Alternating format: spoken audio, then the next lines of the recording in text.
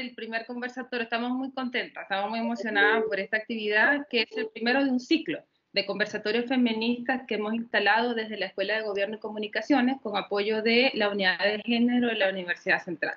Y creemos que este es un tema altamente relevante. Carmen nos preguntaba, yo ya la voy a presentar a Carmen Andrade, ¿cuál es la metodología? Básicamente, bueno, mi nombre es Neida Colmenares, yo soy la directora de la carrera de Ciencia Política, soy académica también de la escuela, de la universidad, y bueno, estamos participando acá también un conjunto de profesoras feministas que estamos impulsando estos espacios. Vamos a tener 3 panelistas, yo voy a estar actuando como moderadora del espacio. Cada panelista, yo voy a hacer una breve presentación de ellas, va a tener cerca de 15 minutos para hacer una presentación. Y al final vamos a dar el derecho también de palabras para hacer aportes o consultas, especialmente para nuestros y nuestras estudiantes. Y yo voy a ir indicando, primero va a comenzar Lorena, luego va a estar Carmen y por último María José. Yo las voy a presentar. Pero también estoy viendo en el que se han sumado un conjunto de profesores, nosotros tenemos por lo menos unas breves bienvenidas, unas palabras de saludo. Veo que está nuestro director de escuela, el profesor Marco Moreno, y por lo tanto quisiéramos pedirle a Marco si nos puede dar unas breves palabras para iniciar el conversatorio. No, ahí, Marco. Ahí está Marco. Marco, creo que tienes que habilitar el micrófono.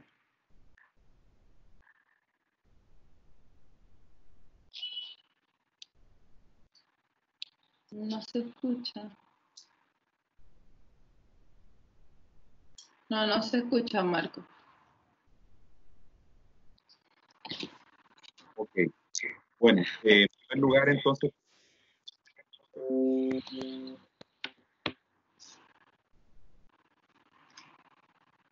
Yo no te estoy escuchando, fíjate. No sé si los demás...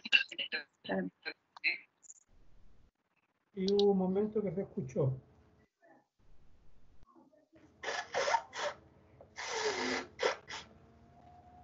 Se escuchó brevemente y después se fue el audio. Hola, sí. Profe. Ideal si todos los profesores silencian como lo para que pueda hablar el profe. Sí, gracias por la recomendación. De hecho, estamos todos con el micrófono silenciado, pero Marco, definitivamente hay un problema técnico con tu audio porque no te estamos escuchando. Así que bueno, mientras Marco lo resuelve, yo diría que hay 2 saludos también acá, el de la profesora Ana María Gutiérrez, que es la encargada de la unidad de género de la universidad. Anita, también me gustaría escucharte, tus saludos para comenzar la actividad. Sí, hola a todos, todes.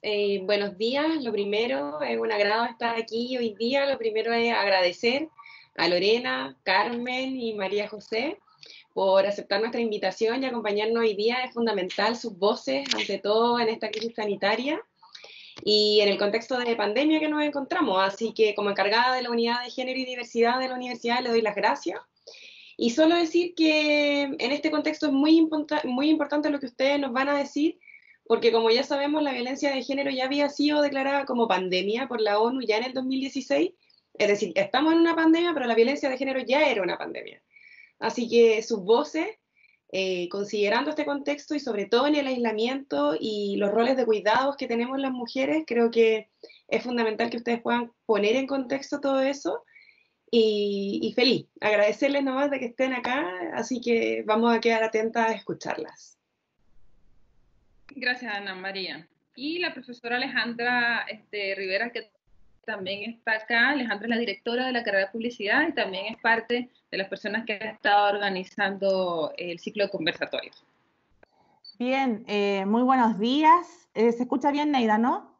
Sí, yo estoy, sí. Bien, muy buenos días, Neida, Ana María, Fabiola, César, todo el equipo logístico y por supuesto a nuestras panelistas invitadas, a Lorena, a Carmen, a María José. La verdad es que estamos muy contentas por tenerlas aquí en medio nuestro para abordar esta temática. Nosotros hemos convocado básicamente a nuestros y nuestras estudiantes, a quien también quiero saludar en esta mañana, a nuestros cursos respectivos que lideramos, ¿no es cierto?, aquí en la Universidad Central, y también para nuestras carreras, como bien decía la directora Neida Colmenares, en el caso de publicidad, carrera en la cual soy responsable aquí en la universidad, es muy importante abordar esta temática. Nosotros desde hace ya bastantes bastante tiempo, incluso antes de este despertar en el 2018 de esta ola feminista en las universidades, básicamente que desde ahí salió ¿no? todo el tema a nivel social, pero hace mucho tiempo nosotros como publicidad en la Universidad Central estamos esforzándonos para dar una mirada distinta a lo que es comunicar a través de la publicidad con un sentido mucho más humano, con un sentido, con un propósito, y eso es lo que estamos formando en nuestros y nuestras futuras generaciones de publicistas. Así que desde ya muchas gracias por abordar esta temática que para nosotros como comunicadores, ¿verdad?, es muy relevante y con eso poder contribuir a nivel social en nuestro país. Muchas gracias desde ya por estar acá.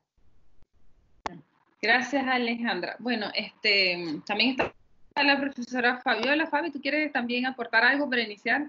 ¿Qué clave en este proceso para organizar el conversatorio? Tienes que habilitar el micrófono. Bueno, no solamente agradecer la presencia de las tremendas panelistas que tenemos, mujeres que tienen una trayectoria muy amplia, que además de consecuencia, porque no es solamente una cosa de docencia, sino que su vida ha sido muy consecuente con la protección de los derechos de la mujer. Así que aprovecharlas al máximo, disfrutar de sus presentaciones y darles la bienvenida a todos nuestros estudiantes que están presentes. Eso. Vale, muchas gracias. Bueno, dicho eso, yo también me sumo, estoy súper contenta, como dije, muy emocionada. Esta es una temática que hemos tratado de instalar con fuerza en la universidad. También Lorena, Carmen, comentarles que hace poco también armamos la red de académicas en la Universidad Central y ahora está conformado por cerca de 70 académicas de todas las facultades de la universidad, que hemos estado trabajando también en cómo desde nuestros roles como profesoras, también como feministas, como académicas, contribuimos, ¿no? Desde la docencia, desde la extensión. Entonces hemos estado, digamos, impulsando estos espacios. Estamos en un momento muy difícil como país, como sociedad, y en este caso las mujeres siempre lo sufrimos al doble, ¿no es cierto? Una cosa que no nos agrada a veces reconocer, pero que es parte de la realidad.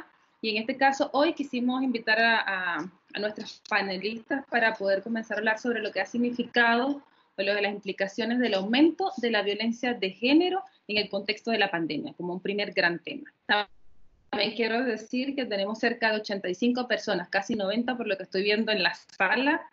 Un éxito porque quiero señalar, uno en la docencia sabe que esto no está vinculado a ninguna nota. Es una participación de nuestros estudiantes absolutamente voluntaria, que se ha invitado de los cursos. Entonces, cuando no hay puntos de por medio, sino simplemente una invitación, se valora mucho que nuestros estudiantes estén conectados y conectadas, además de los profesores, profesoras, y también del director de la carrera de publicidad y el director de escuela y secretario de estudios.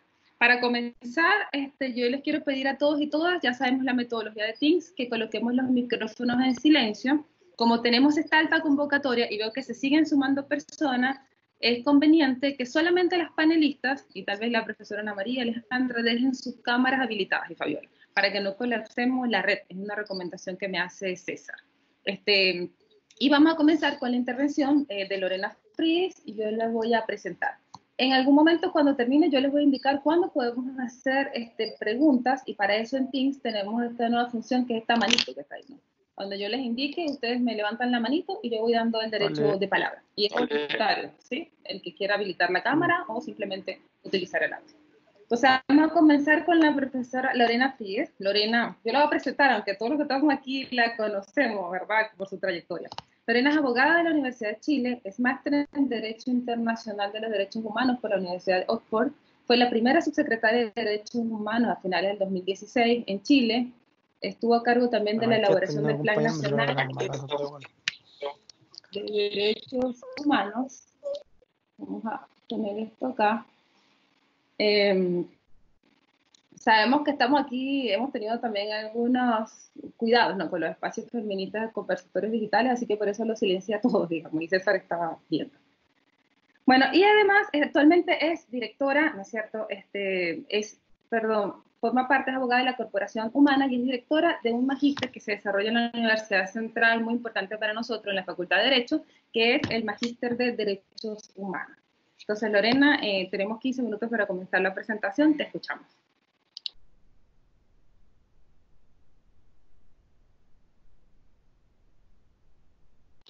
Lore, debes habilitar tu micrófono, por favor.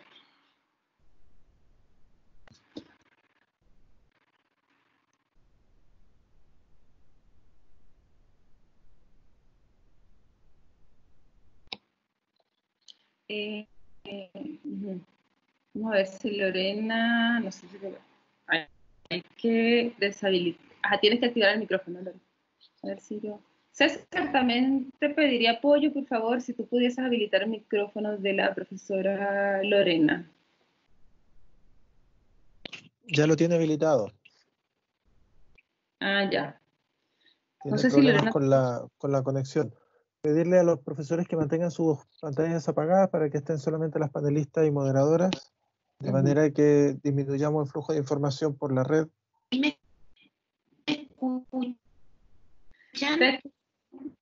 Te escuchamos un poco cortado, Lore. Hola. Sí. ¿Me escuchan? Vamos a deshabilitar las cámaras. ¿Qué pasa? Porque estaba bien. Ya. Deshabilito la cámara. No, tú no, Lore. Nosotras invito a que las demás deshabilitemos la cámara para no colapsar la red. Solamente dejemos a Lorena para evitar este problema de conexión. Lorena y Carmen que dejen sus cámaras y el resto la deshabilitamos. Perfecto. Vale. Ahora, Lorena. Ahí sí. Sí. Ahora sí. Ya. Bueno, de nuevo entonces, primero agradecer el espacio porque en estos tiempos de distancia física, lograr articular conversaciones entre mujeres creo que está siendo uno de los temas importantes durante la pandemia y vamos a ver por qué también es importante sostenerlos en el tiempo. Lo que yo quiero hacer, quiero dividir lo que les voy a plantear en dos momentos. Uno que tiene que ver con cuál ha sido y cómo ha sido el aporte del derecho de los derechos humanos al tema de la violencia y en segundo lugar, como una consecuencia de eso, el enfoque que debiera tenerse en este contexto respecto de la violencia contra las mujeres. Lo primero que hay que decir es que en el campo de los derechos humanos no ha sido histórica la presencia de los temas de mujeres dentro de la doctrina y el desarrollo del derecho internacional de los derechos humanos.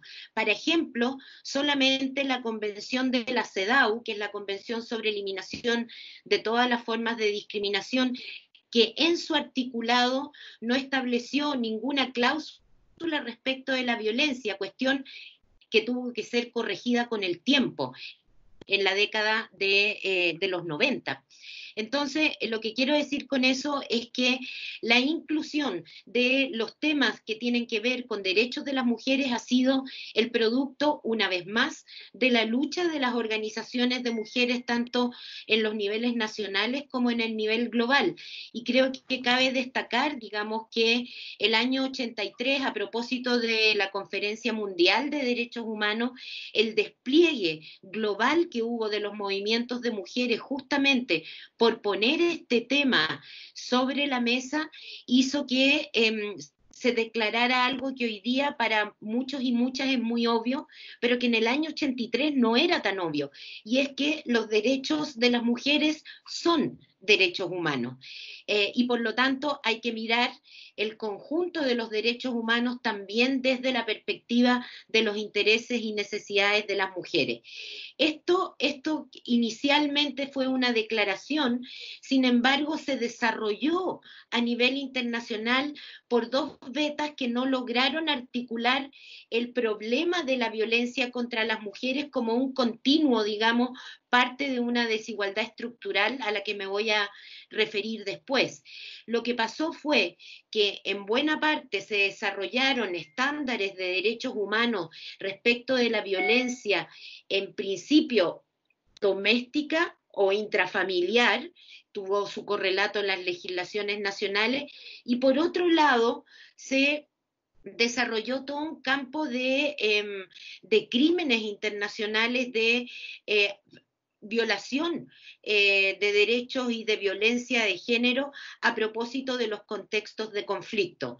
Uno dio lugar a la Declaración de Naciones Unidas sobre violencia contra las mujeres y a la Convención para prevenir, sancionar y erradicar todas las formas de violencia, y el otro dio lugar el Estatuto de Roma, que incorpora también violencia de género en los contextos de conflicto o de crímenes de lesa humanidad.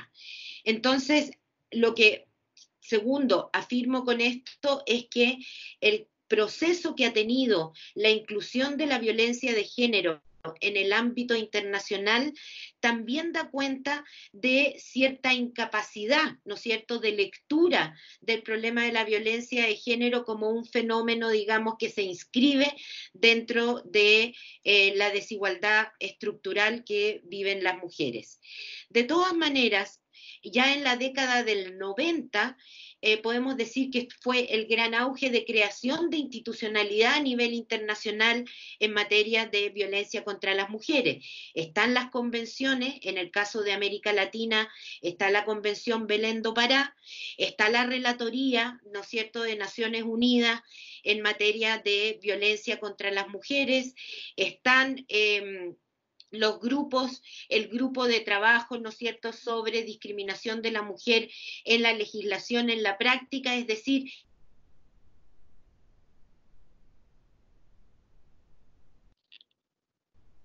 aquí tenemos, Lorena, se corta el audio. Lorena, tenemos un problema. A ver acá. Lore, no sé si me escuchas, pero se cortó el audio.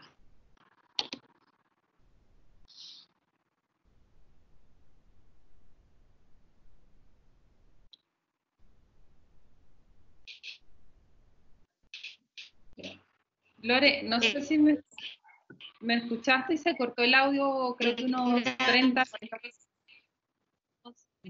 Ok.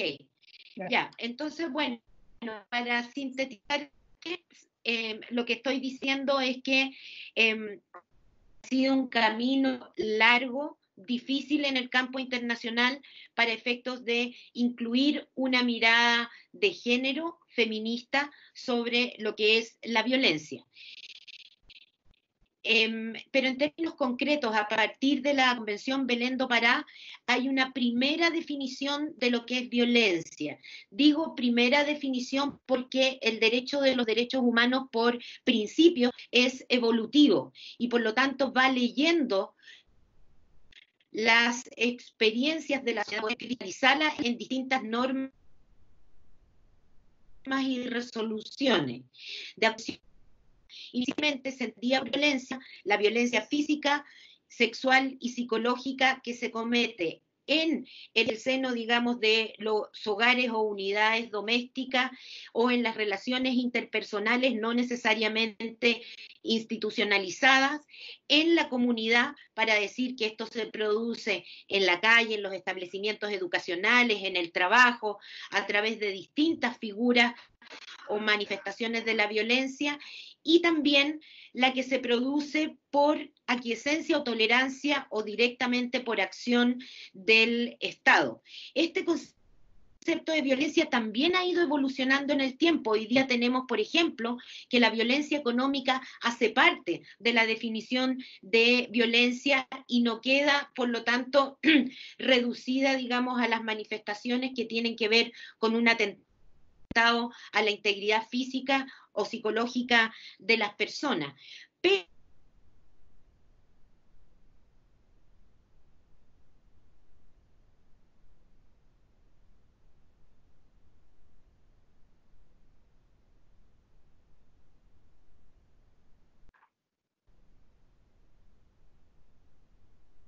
Elena, volvimos a tener un problema de audio, se corta.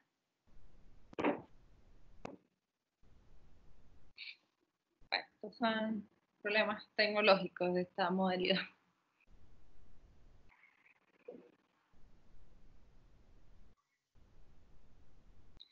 Lore sigue, no te escuchamos, no sabemos si se cortó definitivo.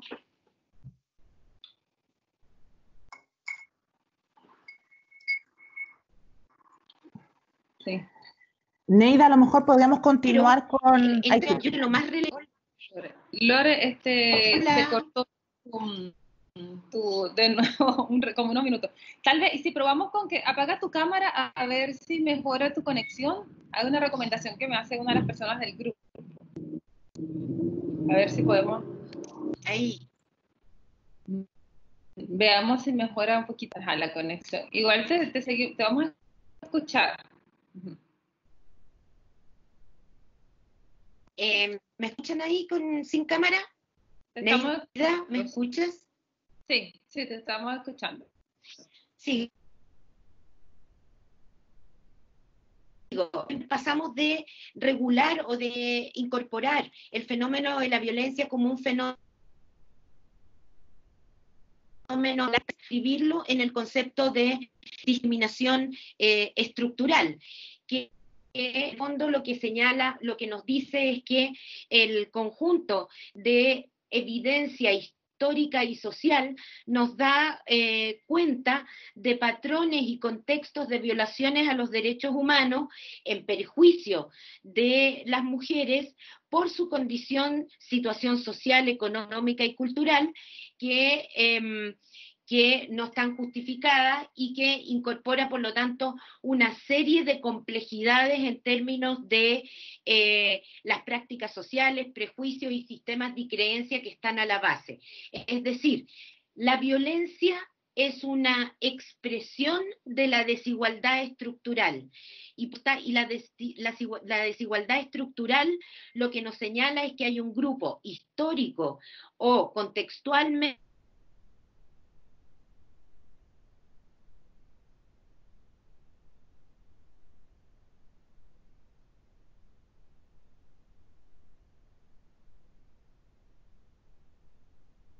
Pero igual volvimos a tener, no te escuchamos ahora. Se volvió a cortar. Sí, se cortó, Lorena. Quedamos en que la violencia es una expresión de la desigualdad estructural. Ahora suelta la lucificación de los problemas de violencia y en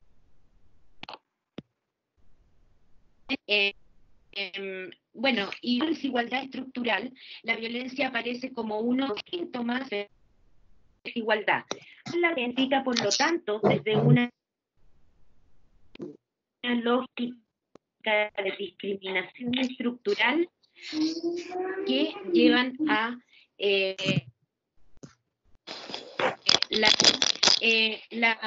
la violencia contra las mujeres.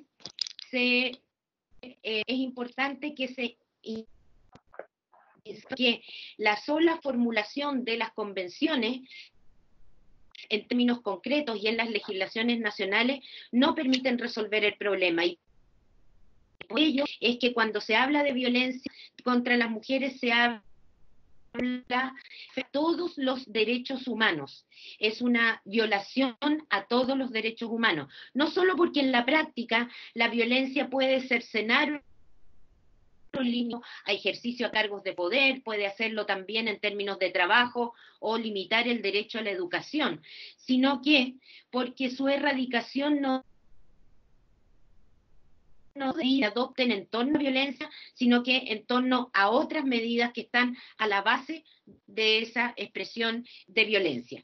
El tercer punto que quiero hacer acá es cuáles son entonces las obligaciones que tiene el Estado en esta materia, entendiendo que hay obligaciones generales en materia de derechos humanos, que son, por una parte, la obligación de garantía, que significa adoptar medidas positivas en aras de la erradicación de la violencia y acompañar esto con la adecuación de la maquinaria institucional, de todo el aparato del Estado y de todas sus estructuras para poder prevenirla, sancionarla, investigarla, sancionarla y erradicarla. Esa es una primera obligación, que obliga entonces al Estado a hacer cosas. Hay una segunda obligación que es la de respeto. La de respeto significa que el Estado no debe interferir en algunas esferas. Evidentemente no es el caso de la violencia, pero sí hay otras cuestiones que obligan al Estado a no meter la mano en el ejercicio porque eso significaría un abuso de poder. Por ejemplo, están ahí todos los temas fundamentalmente que tienen que ver con la libertad de las mujeres. Por ejemplo, que no exista censura respecto de discursos feministas, etcétera, etcétera, que podrían ser parte también de las obligaciones del Estado. Pero quizás la más importante es la obligación de diligencia, de adoptar la diligencia de vida o de vida diligencia. ¿Por qué lo digo? Porque en el caso de la violencia contra las mujeres, el principal actor o perpetrador no es el Estado, en términos concretos, puede serlo, pero no es el Estado en términos de que la mayoría de los actos de violencia hacen parte en las sociedades democráticas del ejercicio del abuso de poder, ¿no es cierto?, de los hombres. Y en ese sentido, la violencia se escapa un poco a la lógica tradicional del derecho de los derechos humanos, donde los estados están obligados fundamentalmente a garantizar y a respetar.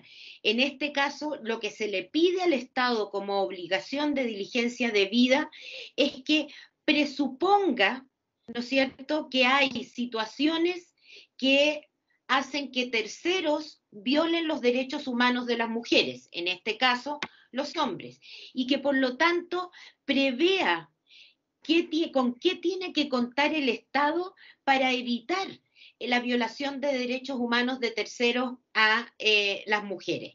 Eso significa tener marcos legales, eso significa tener procedimientos eficaces y efectivos, eso significa tener normas de reparación y de protección a las víctimas, ¿no? Entonces, hay aquí una innovación que se venía trabajando a propósito de otras cosas en el campo del derecho de los derechos humanos, pero que es evidente en el caso de las mujeres, que no es solo el Estado el que debe garantizar o respetar, porque no es solo los agentes del Estado los que eventualmente pueden violar los derechos humanos, sino que son fundamentalmente las personas en la sociedad, en las distintas estructuras de la sociedad.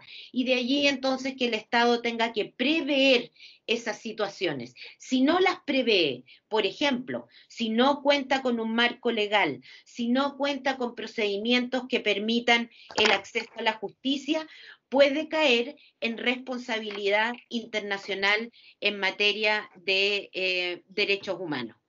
Dicho esto, y como último punto antes de entrar a los desafíos del COVID, quiero decir que en el caso chileno, y si uno mira estos estándares a la luz de lo que hemos avanzado en materia de violencia contra las mujeres, Chile ha venido haciendo un camino lento desde el 94 en adelante, que se adoptó, ¿no es cierto?, se ratificó el Tratado de Convención de Belén do Pará, ya se había ratificado el de la CEDAW, pero que, como les digo, no tenía inicialmente normas que pudieran prevenir, investigar, sancionar y reparar a las víctimas de violencia.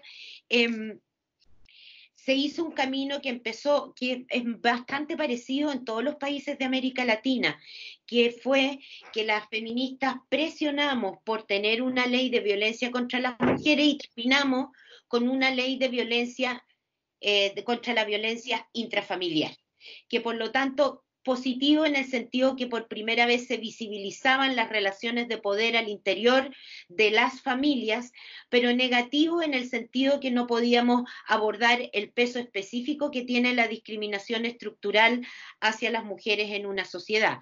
De ahí hemos seguido avanzando con modificaciones a la ley de violencia intrafamiliar, después el 2010, pero también con la inclusión de una primera respuesta a lo que es el reconocimiento y la visibilización del femicidio o feminicidio, como llaman en otros países.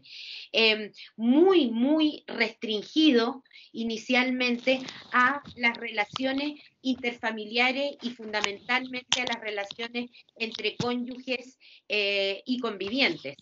Ahora, con la ley Gabriela, hemos dado un nuevo paso, ¿no es cierto?, por fin, a consagrar el femicidio como el asesinato de las mujeres por razones de género, y se orienta a los jueces, que no siempre son muy versados en perspectiva de género, a qué deben entender por un asesinato con base en el género.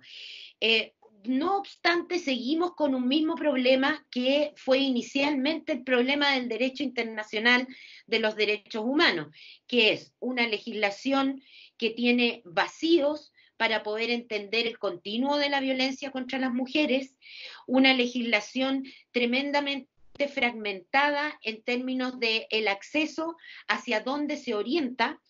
Es decir, tenemos tribunales de familia, tenemos también los tribunales penales, hay problemas entre esas dos jurisdicciones, digamos, para mirar el problema de la violencia, y tenemos también un tercer problema, que es que generalmente estos temas no han sido dotados de recursos y se ha centrado la respuesta en el acceso a la justicia. Para todas las que estudiamos alguna vez derecho, sabemos que el derecho penal no resuelve problemas que están tan arraigados en la cultura. Sin embargo, un primer paso fue importante en el sentido de incluir lo que son manifestaciones de la violencia de género en el Código Penal. Pero hoy día lo que tenemos es un cuello de botella, ¿no es cierto?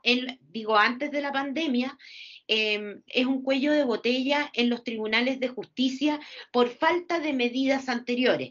Baste decir también que llegamos tarde. Cuando ya llegamos a los tribunales, estamos llegando tarde a responder, digamos, a las víctimas de violencia de género.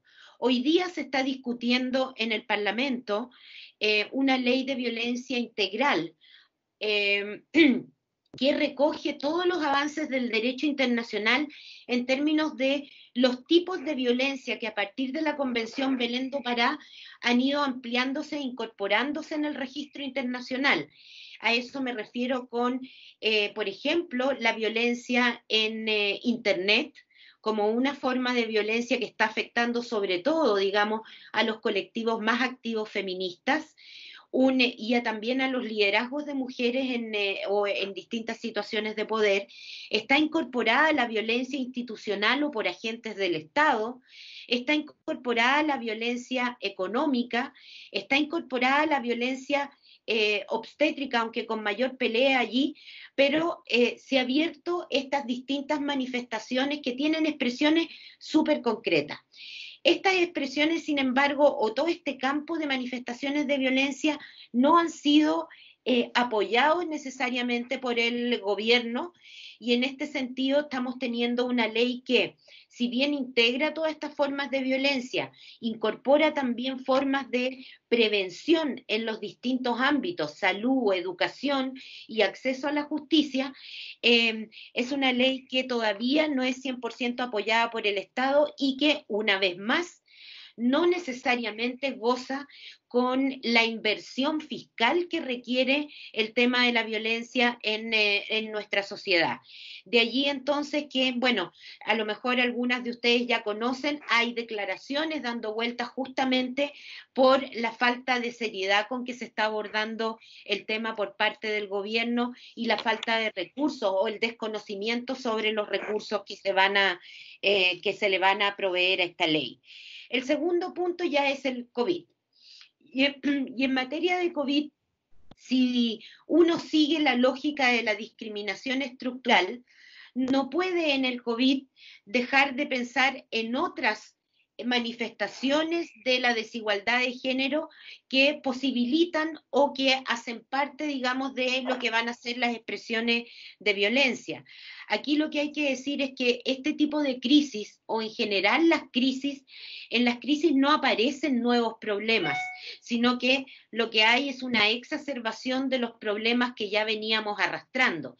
Y en este caso, arrastramos un enorme déficit en violencia contra las mujeres desde el punto de vista de la política pública, pero también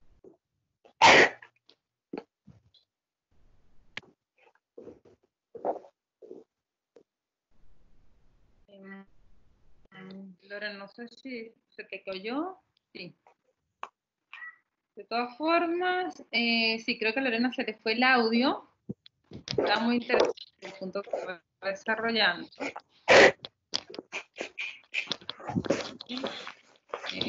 Ya. Y César, te pediría por favor silenciar los micrófonos, todos los micrófonos que no sean del oponente y el mío. Ya creo que a Lorena se le cayó un poquito el audio, pero pudiésemos darle un espacio al final con las preguntas para complementar, porque de verdad que me parece muy relevante lo que estaba señalando respecto al contexto del COVID y la exacerbación de las desigualdades que ya existían. Desde el punto de vista estoy de nuevo, ¿no? Se cortó. Sí.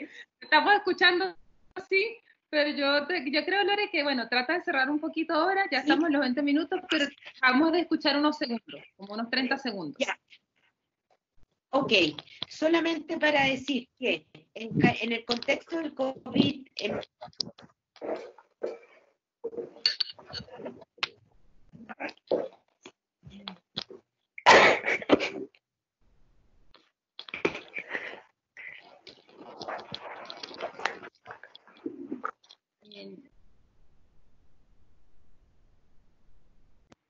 creo que volvió, Lore, no te escuchamos ahora. ¿Lorena? Bueno, planteo que, visto el tiempo, cuando Lorena le demos un espacio al final, ¿no es cierto?, para que cierre un poco esta idea, que es muy creo, importante, en el momento en que hagamos también las preguntas, ¿no es cierto?, de quienes estamos acá. Y yo ahora voy a presentar a Carmen. Carmen, ¿sí me estás escuchando, cierto? Ya. Entonces, para que Carmen continúe con su presentación, y al final le pedimos a Lorena que nos pueda complementar, si su audio se lo permite, si su conexión de internet se lo permite. Comento que estamos en el aula cerca de 130 personas, estamos como súper contentas con la asistencia que tenemos a la fecha, a la hora. Bueno, Carmen Andrade. Carmen es socióloga, es magíster en política social de Flaxo, fue subsecretaria del Servicio Nacional de la Mujer, luego fue ministra del CERNAM, actualmente es directora de Igualdad de Género en la Universidad de Chile, ha sido también, al igual que Lorena Fríguez, consultora también de Naciones Unidas, y bueno, y ambas, por supuesto, destacadas feministas, con una trayectoria que todos conocemos y que también ha sido inspiradora, ¿no?, para quienes hemos emprendido este camino de conciencia, ¿no?, y de cambio. Así que bueno, Carmen, también tenemos 15 a 20 minutos para tu presentación desde ahora. Lore, no sé si escuchaste lo que dije al final, que te íbamos a dar unos minutos en el tiempo de preguntas, por si tu audio te permite para tu conexión complementar. Ya, Carmen, adelante. Muy bien. Bueno, muchas gracias por la invitación. Me pone nerviosa que haya tanta gente escuchando, yo me va a dar pánico escénico aquí. Y estoy muy contenta, ¿no?, de que se mantengan estos espacios de conversación, de problematización y sobre todo para hacernos la pregunta de qué podemos hacer, ¿no?, en el contexto que estamos viviendo. A mí me parece bien sintomático, y de ahí quería partir, ¿no?, bien simbólico que esta actividad se dé precisamente en un momento en que estamos a 2 años del Mayo Feminista, ¿no?, del así llamado Mayo Feminista. ¿Y por qué marco, ¿no?, ese evento, ese hito? Porque creo que allí se puso con mucha fuerza desde el mundo de las mujeres precisamente esta demanda, ¿no?, para erradicar, enfrentar, reducir al menos, ¿no?, la violencia contra las mujeres.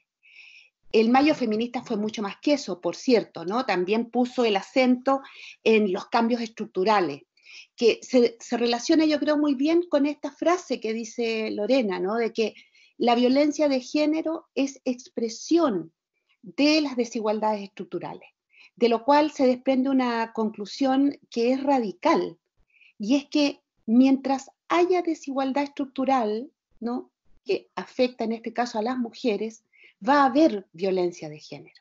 Por eso hago la mención del Mayo Feminista, porque precisamente lo que se puso ahí en el debate público no era solo un reclamo, ¿no?, por las manifestaciones de violencia en la calle, en las universidades, ¿no?, al interior de las aulas, en las familias, en fin, sino también se evidenció que esto solo podía ser enfrentado, por cierto, con medidas concretas y urgentes, ¿no?, pero con un cambio mucho más estructural en las relaciones sociales de género, que es donde yo creo que está todavía, ¿no es cierto?, el gran kit del asunto, ¿no?, la desigualdad social y de género que vivimos.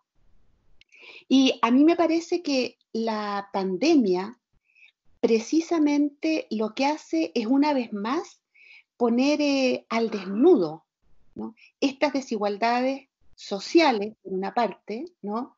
La pandemia no afecta a todo el mundo por igual, si bien se dice, claro, este es un virus que no distingue clases, barrios, en fin, yo diría que sí lo distingue, ¿no? No desde el punto de vista médico, ¿no? Me imagino que ahí el virus no hace discriminación, pero sí del punto de vista de sus efectos. Y lo que hemos visto, como decía, es que la pandemia, por una parte, yo creo que ha puesto, como decía, una vez más en evidencia la justicia, ¿no? Lo acertado que eran las demandas del feminismo y que han sido por todos estos años.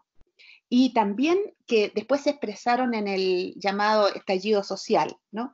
Lo que hemos visto en este periodo es un amplio...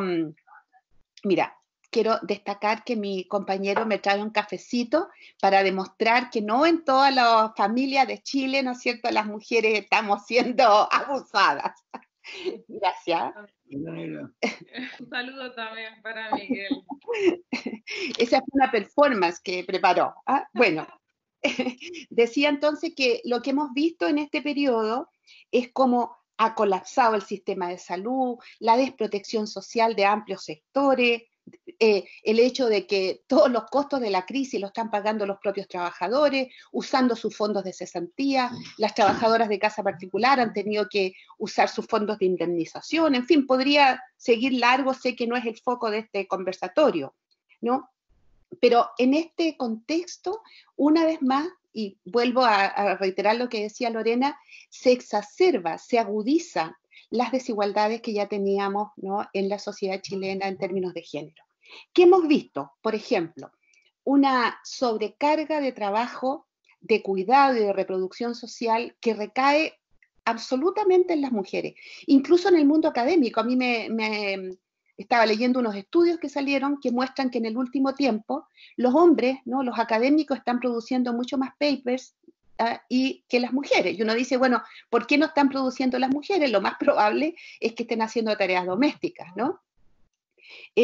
Incluso, no solamente al interior de la familia, yo he visto, claro, por una parte con admiración, pero también con preocupación, que en todas las iniciativas solidarias, como las ollas comunes que han surgido en distintos barrios de Santiago y en otros lugares, quienes llevan la batuta de la tarea, ¿no?, de cocinar y de distribuir alimentos son nuevamente las mujeres, la misma experiencia que se vivió durante la dictadura.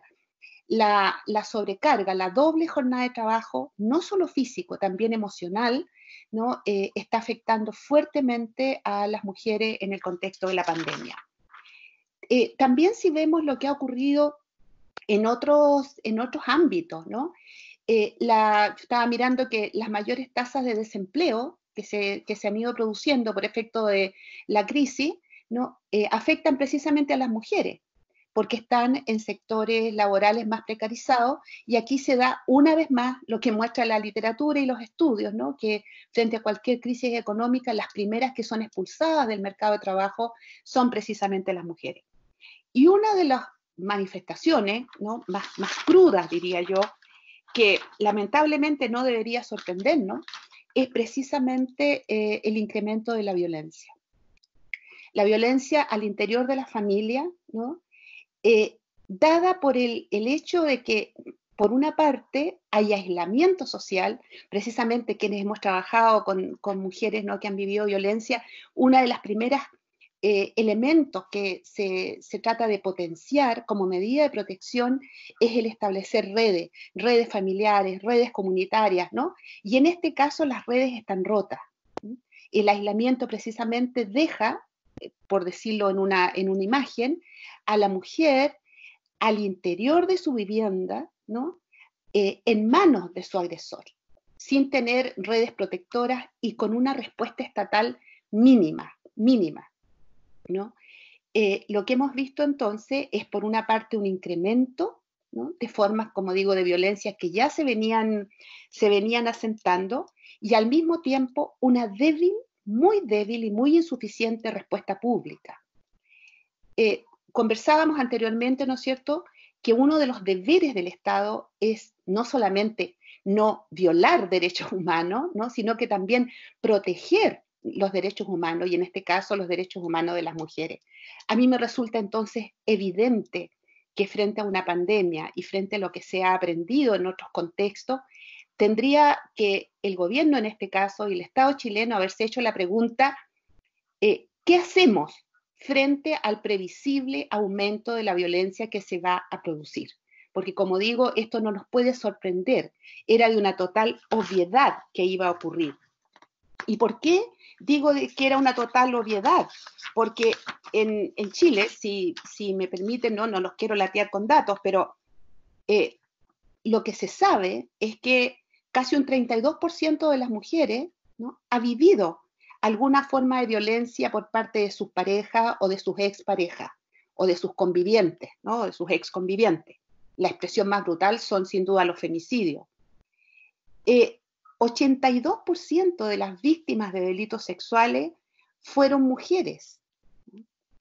Incluso hay estudios que muestran que en el último año más de un 6% de mujeres vivió algún tipo de delito sexual. Aquí ya estamos hablando de expresiones muy graves de la violencia, y lo que yo encuentro que es un dato tremendo, desolador, ¿no?, es que un 22% de las mujeres ha vivido alguna vez en su vida, ha sido víctima alguna vez en su vida de algún delito sexual, y muchos de estos son mayoritariamente, ¿no?, hechos en sus contornos más cercanos, por familiares, en fin, sabemos el caso de las niñas abusadas y todo eso. Si vemos el tema del acoso sexual, ¿no?, últimamente se ha estado discutiendo también en las universidades, se está enfrentando. Casi un 97% de las denuncias de acoso son de mujeres, ocurre en todos los espacios. La trata de personas, ¿no?, con fines de explotación sexual afecta fundamentalmente a las mujeres, en fin. Entonces, lo que quiero remarcar es que aquí hay un contexto de violencia que es permanente, que es cotidiana, ¿no?, que nos afecta a las mujeres de todos los sectores sociales, de distintos niveles educativos, de distintas edades, desde muy pequeñas, a lo largo de toda la vida, ¿no? Esa es la sociedad en la que vivimos. Si a esa sociedad en la que vivimos le agregamos, ¿no?, el contexto de crisis económica, aislamiento, ¿no?, confinamiento en espacios que muchas veces no tienen ni condiciones mínimas de habitabilidad, era como se diría, la crónica de una muerte anunciada, ¿no?, lo que iba a pasar, el incremento sostenido de la violencia. Y ahí quisiera, me imagino que ya estoy media justa con el tiempo, solo enfatizar, o más bien marcar, algunas líneas de acción que a mi juicio son fundamentales en lo que habría que hacer, ¿no? Yo veo con mucha preocupación que vamos a conocer nuevos femicidios, ¿no? Y me puedo imaginar, ¿no? A veces me cuesta, no quiero ni siquiera pensar lo que está ocurriendo al interior de las casas, ¿no? Quiero decir que en las universidades tampoco teníamos respuesta para esto. Nosotros cuando se produjo, ¿no?, esto del teleestudio y el teletrabajo, desde la oficina de género, desde la dirección de género, empezamos a hacernos la pregunta, ¿qué va a pasar con las estudiantes en sus casas? ¿Qué podemos hacer? ¿No? Tratamos incluso algunas iniciativas como mantener abiertos los hogares estudiantiles, pero eso era súper complejo porque había que mantener al personal trabajando, en fin. Bueno, claramente no hay respuesta de las universidades, pero quienes tienen que tener la respuesta obviamente es la política pública. ¿Y qué cosas veo yo que son importantes, ¿no? En primer lugar, a mí me parece que hay que cambiar el foco de la respuesta, ¿no?, en el siguiente sentido, que hoy día las cosas que se han hecho, como esto de la mascarilla 19, ¿no?, que uno va a la farmacia y puede advertir de alguna manera que está viviendo violencia, ¿no? O sea, siempre siguen radicando en la responsabilidad de la mujer por denunciar. Es por decir así, el aparato estatal se activa a partir de la denuncia. Lo que tenemos que hacernos cargo es que aquí precisamente ya la denuncia de las mujeres históricamente ha sido muy difícil, pasan años antes de que se atrevan a denunciar, ¿no? Entonces, en contexto de pandemia todavía es más complicado, ¿no? Porque como decía, están aisladas, están sin recursos económicos, están en una dependencia económica total, y a pesar de eso, ¿no? Creativamente, entre comillas, la respuesta estatal parte, ¿no? Pidiendo a las mujeres que denuncien. Yo no quiero decir que eso no haya que hacerlo, pero eso es engañarnos, ¿no? Porque sabemos que son muy pocas las que lo van a poder hacer y que lo más probable es que hayan miles de miles que no tienen medios para denunciar. Entonces, cuando digo que hay que cambiar el foco, es porque la pregunta es al revés. No es cómo hacemos que las mujeres vengan, sino cómo hacemos que el Estado vaya, ¿no? Hay poco, yo he buscado harto, ¿no? Programas concretos, más allá de definiciones teóricas y conceptuales, medidas concretas que se pudieran hacer. Pero yo creo que todas ellas parten, y perdónenme que insiste en esto, parten de un concepto distinto. El Estado tiene que proteger, y para que el Estado proteja, no puede poner como requisito que la víctima le pida la ayuda. Entonces, cosas como esta, como cosas bien concretas, hay que dar mucho más recursos a los programas de atención, y hay que hacer, ¿no?, que las personas salgan a las casas, ¿no? Los centros de atención, por ejemplo, del CERNAMES, tienen registros de miles de mujeres que han sido violentadas durante su vida. Muchas de ellas siguen hoy día viviendo con los agresores. Entonces hay que hacerse la pregunta, ¿qué está pasando con cada una de ellas? El Estado tiene que poner sus recursos, ¿no? Así como anda repartiendo cajas de alimentos, ¿no? Que ponga personas a disposición para ir a buscar a quien puede estar corriendo peligro. Me parece que claramente hay que declarar las casas de acogida como servicios indispensables, así como se ha hecho con otras áreas, de manera que permita movilizar mujeres profesionales sin tener ningún tipo de restricciones, y también que el ingreso sea automático, que no pase por tener que hacer una denuncia ante la fiscalía. Hay que ampliar las campañas de concientización, las campañas de difusión, controlar efectivamente las medidas cautelares, ¿no? Yo también pensaba cuántos agresores hoy día estarán violando sus medidas cautelares sin ningún control. Incluso hay quienes recomiendan que cuando sale gente de la cárcel por el tema del hacinamiento, como lo hemos visto, hay que tener especial cuidado en no dejar libre a los agresores de mujeres para que vuelvan a sus casas. Bueno, que tal vez eso daría para otra conversación, pero lo único que yo quiero marcar, más que poder dar medidas concretas, es que creo que el foco de la respuesta tiene que ser totalmente distinto, ¿no? Tiene que ser un Estado que protege efectivamente. Y yo quisiera solo terminar diciendo, volviendo al punto inicial, que por más esfuerzos que hagamos, ¿no? Creo que la ley de violencia integral va a ser un avance importante que venimos demandando las feministas hace décadas, ¿no? Pero por más esfuerzos que hagamos, legislativos, programáticos, también en materia, ¿no es cierto?, de prevención, y no desenterramos, ¿no?, las profundas desigualdades estructurales, económicas, sociales y de poder, vamos a seguir teniendo violencia en la sociedad. Eso. Muchas gracias, Carmen. De verdad es muy interesante la presentación. Ya vamos a tener espacio para hacer preguntas o aportes. Entonces tenemos una tercera ponente que yo quiero presentar, que entiendo que ya también está con nosotros, que se llama María José Guerrero. María José es socióloga, magíster en estudios de género y cultura, es investigadora en temas de violencia de género, feminismo, ciudad, y además también forma parte del Observatorio contra el Acoso Callejero, un observatorio que conocemos también, que hemos estado siguiendo con atención el gran trabajo que han venido realizando hace tiempo. Entonces María José también va a tener 15 minutos para su presentación, y yo adelantaría que quienes vayamos teniendo preguntas en relación de lo que plantee María José o de lo que haya planteado Carmen o Lorena, podemos ir haciendo uso de esta manito en el Teams y las podemos ir en unos 5 minutos más levantando, y yo voy registrando de forma que cuando María José termine su exposición podamos entonces abrir el derecho de palabra. Eso, María José, por favor. Hola, ¿cómo están? ¿Se me escucha bien? Sí. Sí, perfecto. Bueno, yo alcancé a escuchar un poquito a Lorena y a Carmen, y estoy completamente de acuerdo con lo último que finalizaba Carmen, bueno, con Lorena también, sobre todo que el tema de la responsabilidad del Estado, ¿no? De esta pregunta. Y bueno, voy a intentar sintetizar harto para poder llegar a los 15 minutos y tiene que ver con que hoy día, cuando estamos hablando de una pandemia, cuando estamos hablando de una crisis sanitaria, no estamos hablando de una crisis sanitaria en cualquier contexto a nivel chileno.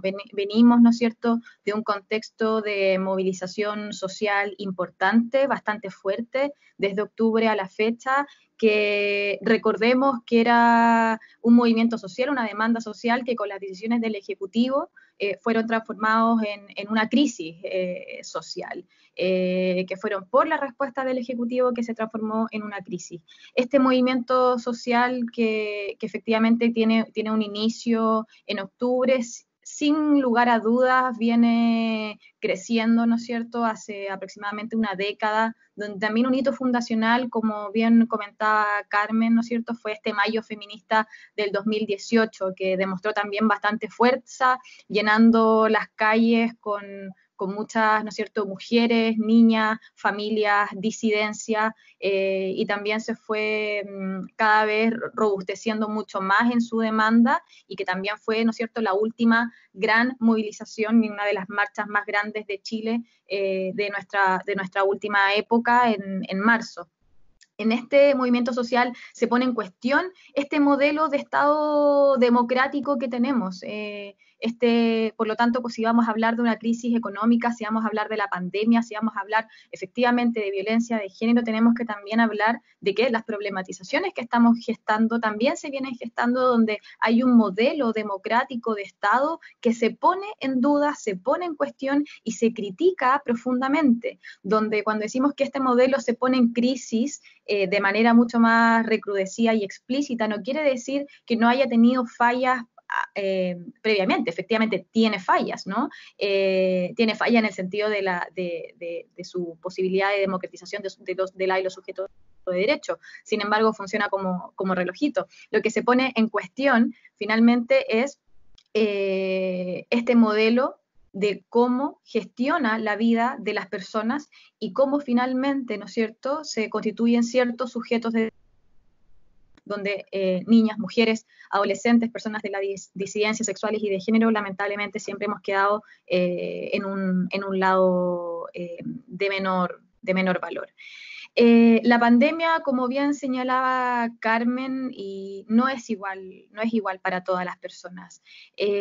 Aquí estamos viendo que efectivamente se está poniendo cada vez más en crisis el modelo de cuidados, en crisis, insisto, no porque funcionara de forma correcta, sino que porque se empieza a problematizar cada vez más la visibilidad que está teniendo las problemáticas en torno de los cuidados cada vez más agudas, y esta pandemia que no se vive igual para todas las personas, es porque la salud es tremendamente social.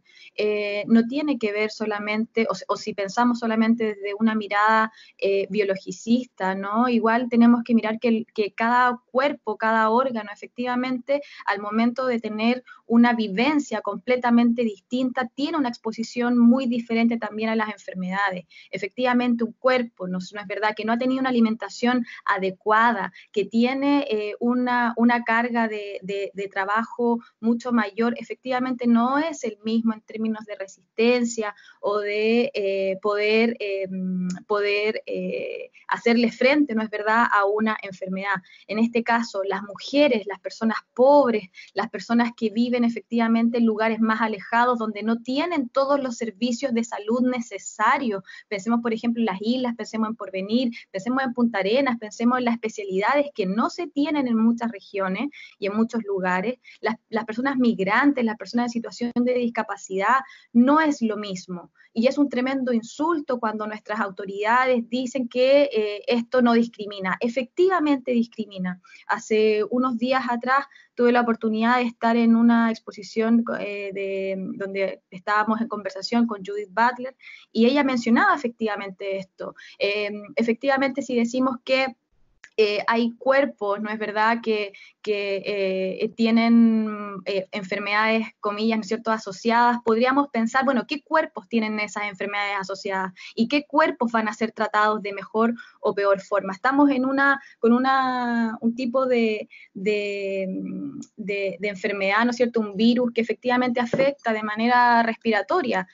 Incluso si lo vemos desde un enfoque de género y vemos a las mujeres, mayoritariamente son las mujeres de menor situación socioeconómica, incluso que trabajan remunerada o no remuneradamente en tareas de cuidado y reproducción y haciendo aseo, quienes tienen más posibilidad de generar una enfermedad respiratoria por estar cerca de y estar todo el tiempo en contacto con el cloro, por ejemplo, y con productos de limpieza. Hay estudios que han mostrado esos índices también de vulnerabilidad de esta mujer, entonces efectivamente no es igual y tenemos que develarlo y hablarlo y gritarlo las veces que sea necesario.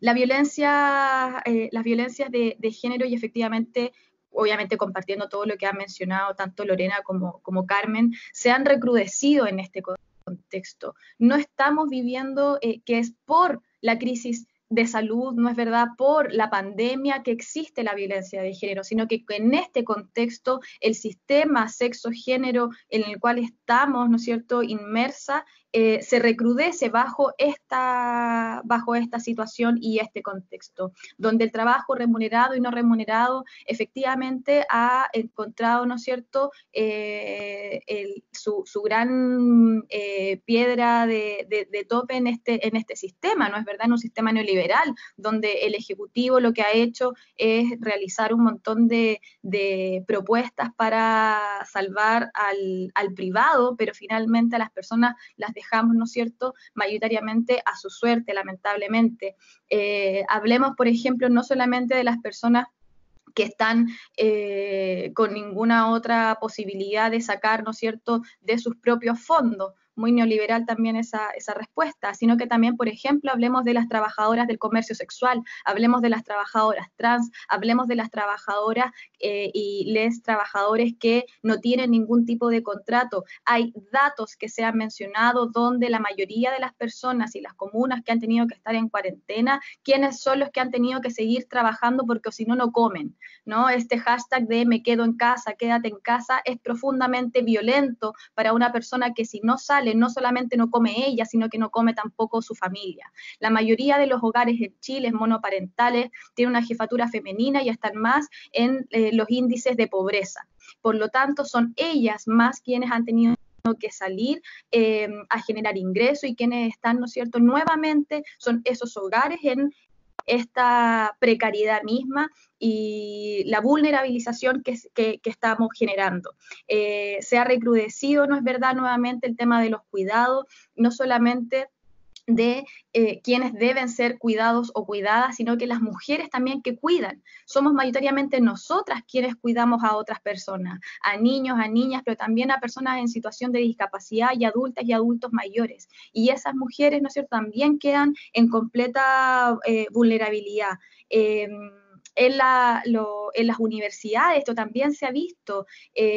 Yo tengo la posibilidad de hacer clases en la universidad y he estado muy en contexto de tener que hacer clases online en distintas universidades acá en Santiago, y yo no tengo hijos ni hijas, yo vivo sola y yo tengo colegas que están haciendo clases con sus hijas en brazos y con universidades que les han exigido a las docentes encender su cámara y grabarse para hacer las clases, sin pensar en los aspectos de cuidados que también está lidiando esa docente.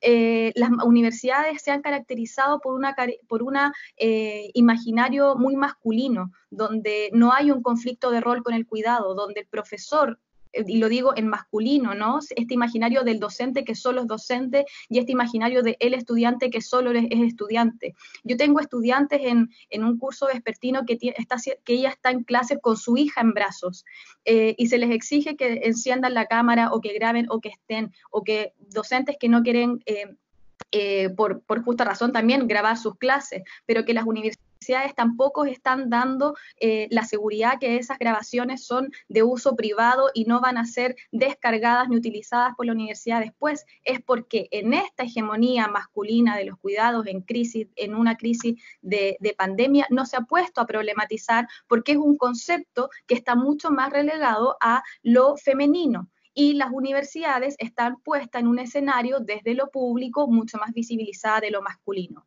Y hoy día se ha puesto a discusión porque efectivamente ha llegado esta problemática y es necesario mirarla, no porque es nueva, sino que porque no se ha problematizado antes. Y en este contexto hemos visto que se ha recrudecido, ¿no es cierto?, todas estas problemáticas. Y para poder ir cerrando, tenemos distintos tipos de desafíos. Tenemos desafíos en lo concreto, en la emergencia concreta, que tiene que ver con la emergencia, ¿no es cierto?, de los hogares, donde insisto, estamos en un contexto también de movimiento social importante, donde se ha puesto en cuestión la figura de los modelos. Por lo tanto, lo que necesitamos que la gente, y puede sonar muy burdo, pero necesitamos que la gente esté viva y esté sana y esté bien. Necesitamos que la gente tenga alimentos para poder exigir, ¿no es cierto?, y problematizar distintas situaciones. Si eso no lo conseguimos, si tenemos, por ejemplo, una ex ministra que hoy día está diciendo que se piden alimentos pero que no haya violencia, ¿no?, como casi el padre de la casa que te dice si tú lloras no comes y te vas a tu cuarto, estamos teniendo ese tipo de figuras, ¿no es cierto?, con esas ex autoridades públicas donde se le está diciendo a comunas completas que no aleguen con tanta violencia si es que tienen hambre. Es necesario que el Estado llegue de manera inmediata a esta emergencia. Es necesario que el Estado llegue, tal como decía Carmen, no a la víctima que le fue a pedir ayuda, sino que llegue efectivamente para poder salvar a esta mujer antes de que sea demasiado tarde. Lamentablemente lo que se ha hecho en términos de política hoy día ante esta emergencia ha sido bastante pobre, sobre todo desde un enfoque de género. Se ha disminuido el presupuesto en términos de violencia del Ministerio de la Mujer y la Equidad de Género, más aún estando en contexto de pandemia.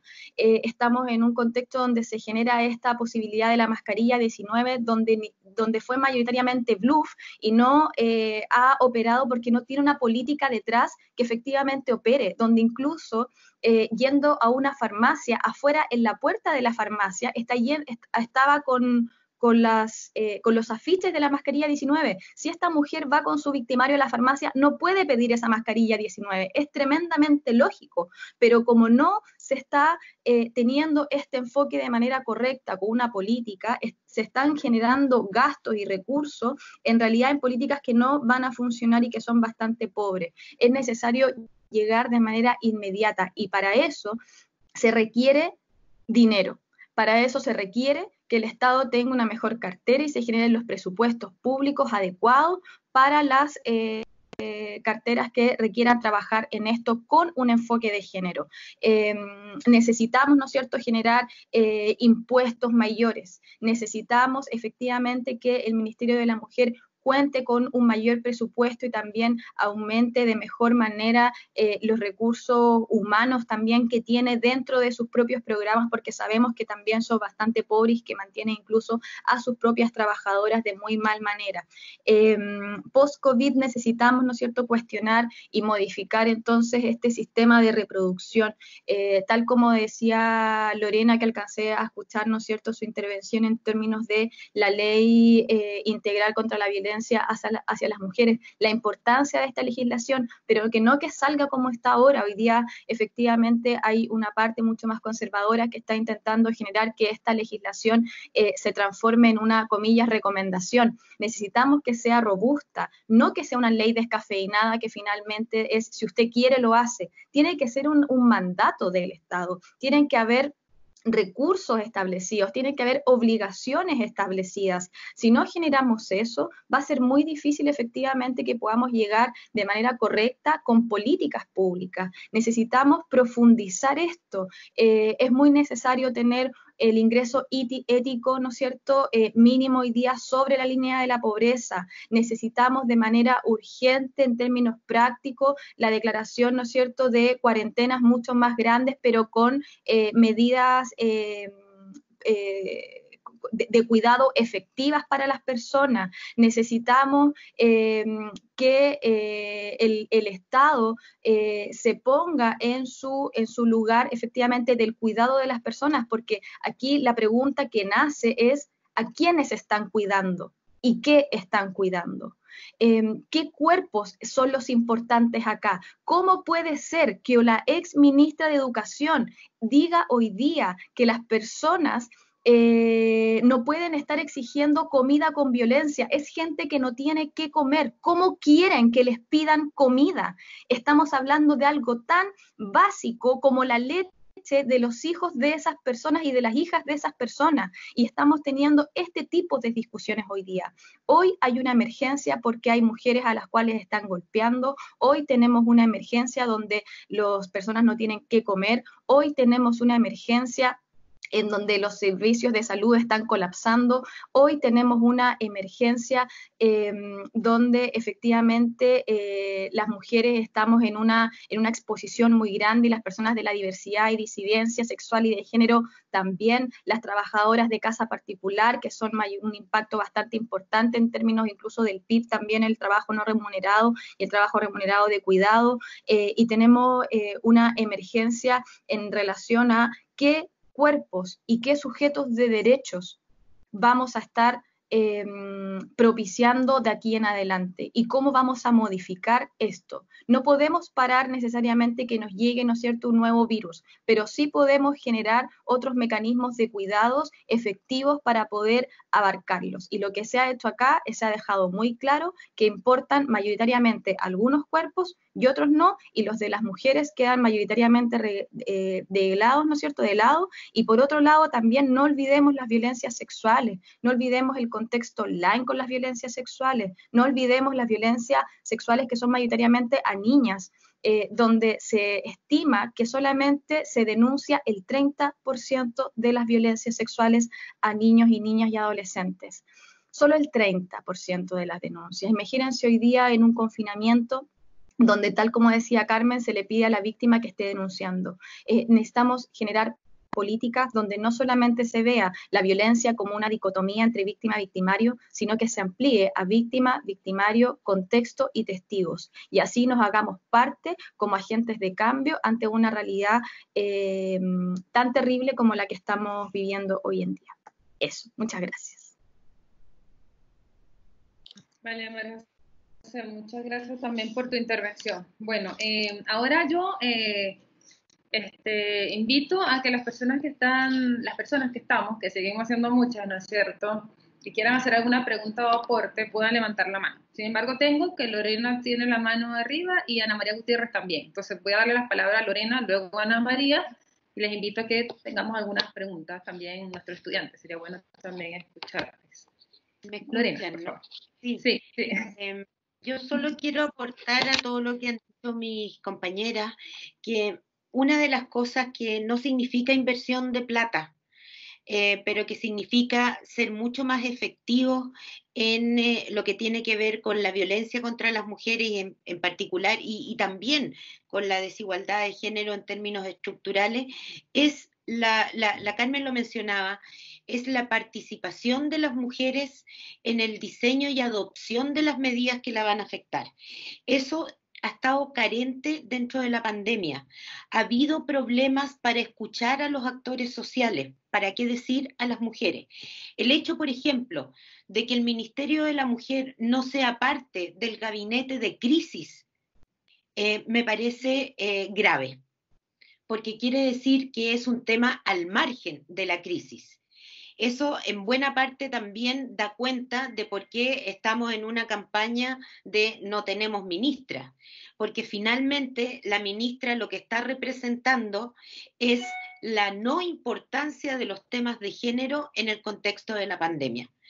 Entonces, una de las medidas que han salido urgentemente desde las comunidades internacionales y de derechos humanos es a la participación de expertas y de organizaciones de mujeres que además son independientes en su formulado, que pueden contribuir.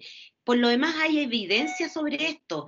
Lo que pasó con el ébola en África por ejemplo, fue justamente que las redes comunitarias de mujeres contribuyeron, ¿no es cierto?, a la distribución de información, a la sistematización de información y a llegar mucho más rápido a las mujeres que lo que hacía o podía hacer el Estado. Ese yo creo que es un factor central que no lo estamos viendo en relación a ninguna de las medidas que se están tomando en la pandemia.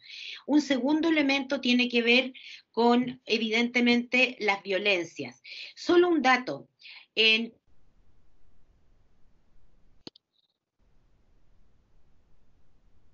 Lore, se te volvió a ir el audio.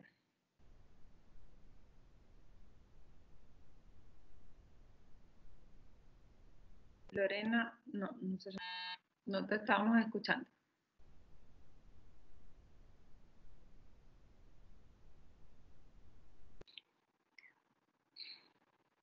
Bueno, no escuchamos a Lorena. Esperemos a ver si regresa su audio. Ana María, te invitaría a que por favor tú puedas continuar con tu pregunta y si Lorena recupera su audio, complementa. Bueno, de nuevo, buenos días a todas, todes. Lo primero, ahí esperando a ver si aparece Lorena, darle las gracias a todas por las excelentes presentaciones, a Carmen, María José y Lorena. Nuevamente, como encargada de la unidad de género, estamos muy contentas de que puedan estar con nosotras hoy día, así que eso primero. Lo segundo, creo que todo lo que ustedes plantean es claramente pertinente en relación a la problemática que estamos viviendo hoy, tanto como la crisis sanitaria y la violencia de género. Sin embargo, quiero llevarlas como por otra línea, que es una de las preocupaciones que hemos visto dentro de la universidad, pero también desde la política pública. En esta materia, y es que sabemos que las mujeres y las niñas son el foco de la violencia de género. Sin embargo, hay pocas intervenciones desde de política pública, evidentemente, desde donde se genera la violencia, quien produce la violencia. Y por lo tanto, desde ahí pareciera que las mujeres recibimos violencia, y esto se ve ya en los medios de comunicación, ¿cierto? Siempre apareció una mujer asesinada, apareció una mujer violada. Pero parece que este problema que no tiene nombre, que es invisible, del que nadie habla, que genera la violencia, que sabemos que en su mayoría son hombres, quisiera saber ahí cómo ven ustedes o qué intervenciones creen desde la política pública, que ya es bastante insuficiente respecto de lo que se hace en relación a las mujeres, es decir, quienes somos el foco de la violencia, ¿qué pasa con quienes generan la violencia? Porque sabemos perfectamente que la política pública va a ir con las casas de acogida y con otras intervenciones respecto de las mujeres que son víctimas de la violencia. Pero ¿qué se hace con ese hombre que sacamos a una mujer, está en una casa de acogida, pero ese hombre sigue violentando a otra mujer? ¿Qué pasa? Y por eso va la pregunta, porque sabemos que en materia de política pública el CERNAMEC tiene algunas intervenciones ahí respecto de esto, pero ¿qué intervenciones creen ustedes que serían adecuadas en esta línea de intervención? Es decir, aparte de lo que todos ustedes ya mencionaron en relación a las mujeres como foco de la política pública. Pero ¿qué pasa con dónde se genera el problema? ¿Qué intervenciones creen ustedes serían adecuadas? Y aparte de si creen que hay intervenciones serían adecuadas, si es necesario intervenir desde esa línea en materia de política pública y cómo ven ustedes desde ahí la problemática, pensando en quien genera la violencia y cómo eso impacta en quienes recibimos la violencia.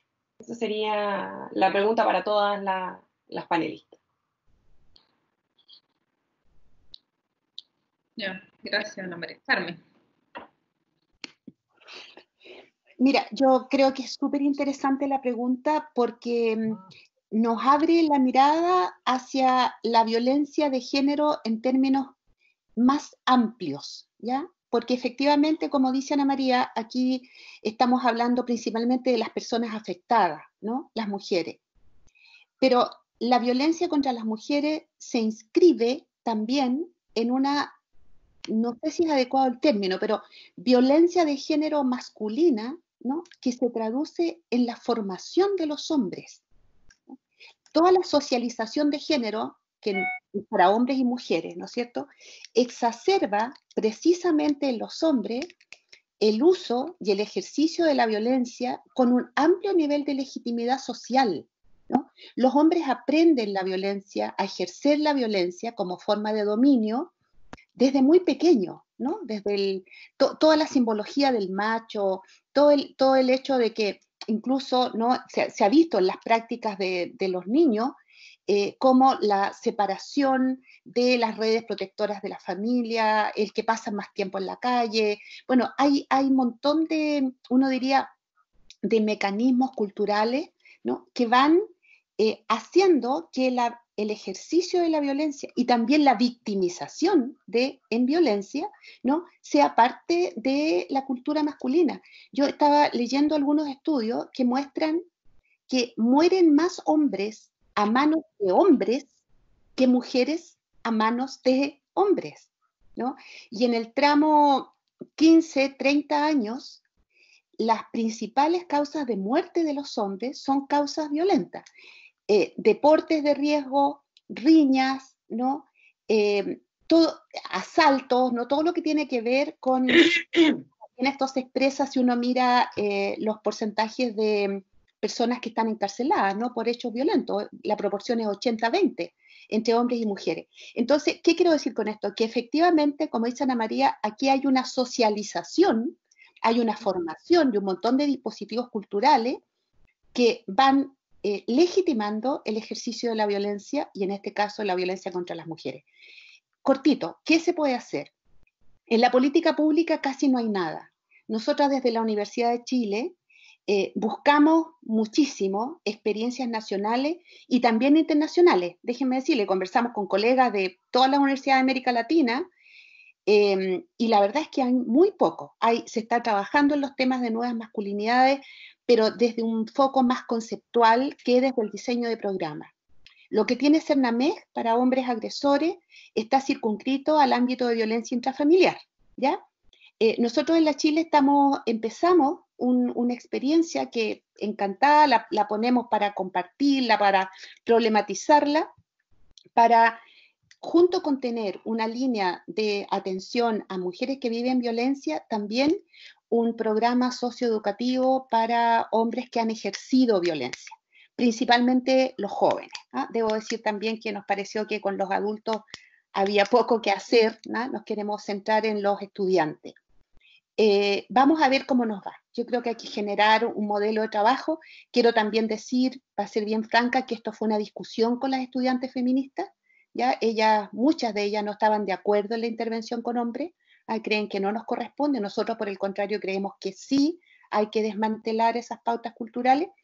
Y finalmente creo que lo más importante es meter estos temas en el currículum, ¿no? No hay ninguna universidad chilena que tenga su currículum transversalizado, es decir, que haya incorporado los temas de género y los temas de violencia de género en el currículum. Lo que tenemos son cursos, módulos, ¿no? Pero no es el currículum universitario. Y yo creo que hay que meterlo en el currículum universitario, en la formación de los profesores. Lo que nos contaba María José, por ejemplo, ¿por qué los académicos hacen clase como lo siguen haciendo? Porque nunca se han formado de manera distinta, ¿no? Nunca han problematizado las relaciones de género. Entonces, bueno, yo creo que hay que intervenir fuertemente en la formación de los profesores, en los currículos universitarios y también hacer programas concretos de trabajo socioeducativo con los hombres. Muchas gracias, Carmen. Me dice Lorena que está de vuelta. No sé si Lorena quiere terminar su idea. Sí, solo para incluir que en la lógica de la discriminación estructural no se puede tomar el tema de violencia por en sí mismo o solamente o aisladamente de otras medidas que tienen que ver, una, con un mayor y mejor acceso a los canales de denuncia, el apoyo por redes comunitarias en los temas de violencia, que además tienen que incorporar la violencia sexual que ha aumentado en los hogares respecto de niñas y que implica además un impacto en los niveles de desescolarización de las niñas. También los derechos sexuales y reproductivos. Tenemos una ley de aborto que no sabemos cómo está operando en en el contexto de pandemia, lo que sí sabemos es que puede haber, ¿no es cierto?, producto de violencia sexual, embarazos no deseados, porque entre otras cosas hay agotamiento de stock de preservativos. O sea, estamos teniendo también un problema en materia de derechos sexuales y reproductivos, que también es relevado, digamos, a nivel internacional. Y un tercer punto tiene que ver con lo que ya decía María José y Carmen, que tiene que ver con los cuidados, por un lado, y también con el apoyo a las mujeres que están en los lugares más precarizados del trabajo remunerado, que es el trabajo informal, o simplemente están inactivas. Respecto de la pregunta que hacía Ana María, yo solo quiero decir que yo soy bien contraria, creo que espero hacer honor, digamos, al feminismo, soy contraria, digamos, a el punitivismo. Yo no creo que los hombres salgan mejores de las cárceles en términos, digamos, del tema de violencia. Y entre otras cosas, porque se trata de un problema profundamente arraigado que requiere una transformación cultural. Y para eso, efectivamente, no es solo medidas de violencia, sino que son agendas de igualdad de género que abarcan más que la violencia, por una parte, y que ponen su énfasis en la prevención general, que tiene el título, digamos, de una educación no sexista en Chile. Me parece que esa es la forma en la que se puede avanzar desde el eje, digamos, de los victimarios o los perpetradores. De acuerdo, muchas gracias. No tengo más palabras pedidas. No sé si María José también le gustaría complementar algo. Lo que se ha dicho. Hola. Había levantado la manito ahí, pero no sé si es posible, un ratito. Después. Hola, yo también estoy levantando la mano. Sí, disculpen, parece una manita que no van a disparar.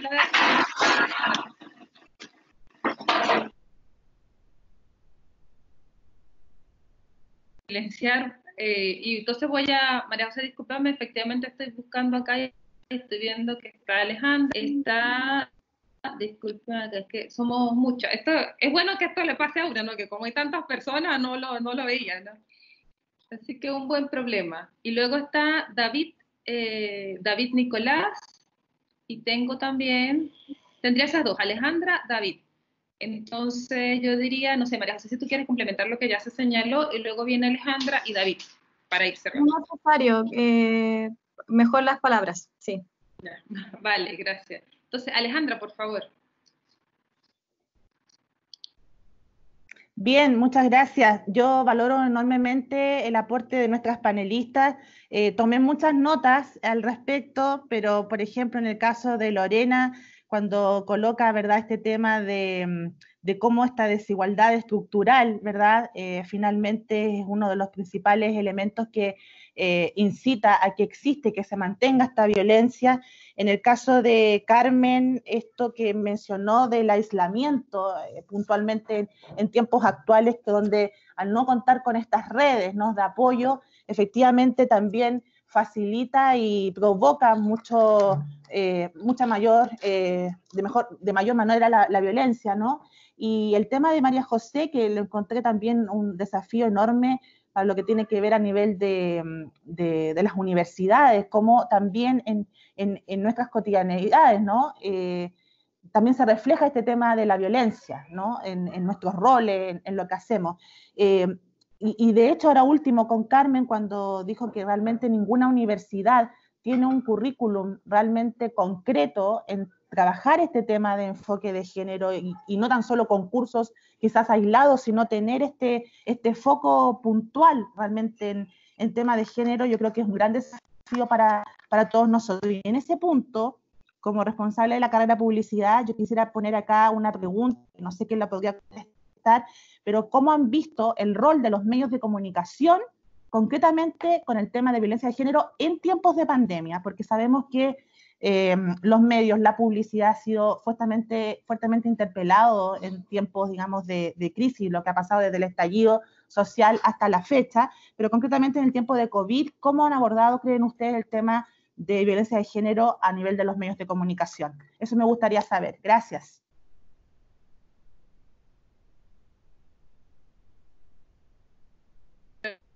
Perdón, yo diría que hagamos la pregunta de Alejandra, está David y respondemos globalmente, ¿verdad?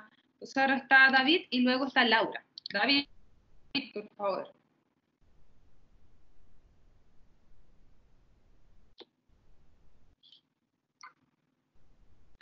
David. Mientras tanto. ¿Se escucha? Sí, David, se escucha. Ahí sí, se escucha. Parece que con el video no se escucha. Voy a dejar sin el video. Bueno, primero que todo agradecer lo planteado. Y también soy estudiante de LUCEN, de Ciencia Política. Y más que todo preguntar algo a base de una experiencia de una amiga. Lo que pasa es que ella vive con su madre y ella tiene un marido que lo ha estado como desde chica acosando, haciendo insinuaciones sexuales de todo tipo, rozándole sus genitales, etc.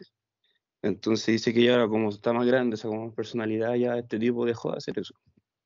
Entonces a mí me preguntaba qué podía hacer ella, si lo quería denunciar, y a la vez que también ella, ahora como por el tema de la pandemia, no puede ir para ningún lado, que tiene que estar ahí viendo al tipo, y eso le causa ansiedad, me dice. Y bueno, es complicado. Y creo que también la mamá no le cree. Entonces, como que le está pasando mal. Entonces, en ese sentido, mi pregunta más que todo es, ¿qué creen ustedes que podríamos hacer para las mujeres en este instante de la pandemia? Que tienen que estar viviendo con marido y no pueden ir a otro lugar porque no tienen otro lugar donde ir. Entonces tienen que estar ahí con el tipo. Entonces, ¿qué se podría hacer en esos casos o como posible solución más que eso? Gracias. Ya, David. Ya, ahí vamos a responder. Y me queda Laura. Laura ya también solicitaba el derecho de palabra. Bueno, buenas tardes a todos. Mi nombre es Laura Valentina Díaz, estudiante de periodismo. Bueno, mi pregunta es, si se sabe que la mujer en cualquier momento de su vida puede ser víctima de violencia de género, ¿cuál sería el plan preventivo a desarrollar? Porque ya se sabe que claramente es una falencia que hay, ya sea en el gobierno, en el Estado o en la crianza.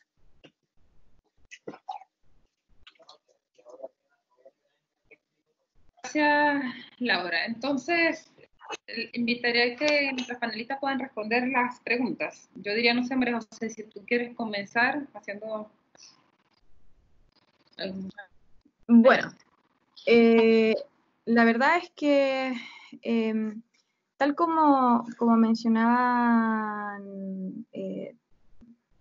anteriormente, ¿no es cierto?, tanto como Carmen como Lorena, efectivamente aquí estamos hablando de una violencia estructural que tiene mecanismos de reproducción y que se reproduce en todo orden de nuestra vida, estas lógicas de subordinación en materias de género, donde mayoritariamente somos niñas, mujeres, ¿no es cierto?, y personas de la disidencia sexual quienes estamos en una situación de subordinación en este sistema, ¿ya?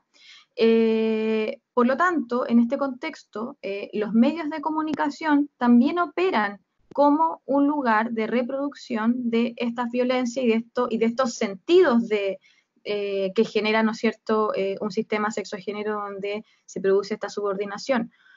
En ese sentido, efectivamente, los medios de comunicación tradicional, al momento en que operan en base a esta misma lógica, la cobertura no es una cobertura necesariamente prudente.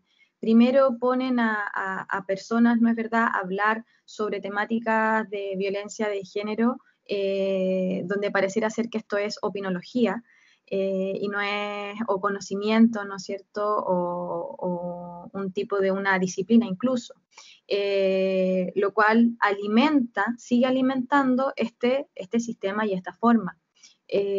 Lamentablemente la cobertura en términos de violencia de género en contexto normal ya no es buena, en contexto de pandemia menos, ¿ya?